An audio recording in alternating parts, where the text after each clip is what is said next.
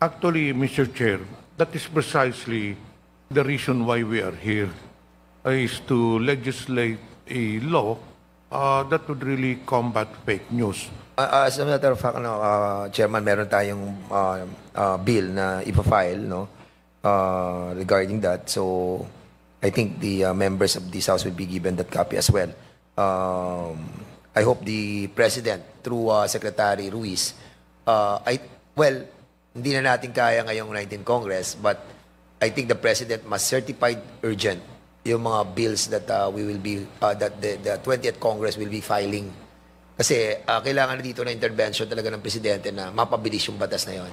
And I think mga 1 year din yan bago natin maaprubahan sa 20th Congress. I just learned from the Minister of Information ng Singapore po that since 2019, they already have regulation against disinformation, misinformation, and fake news in their country. And the platforms follow them. May strict rules po yan. There's another law po na landmark law in the European Union, yung Digital Services Act, na nire-regulate din niya po. May penalties against platforms, social media platforms, na kapag nagpapalabas ka ng fake news, you will be penalized. Ang tinitira po nila yung penalties mataas po, 6% of profit po ang ginagawa nila.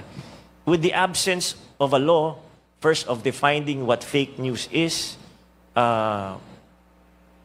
penalties, studies, wala tayong mapanghawakan.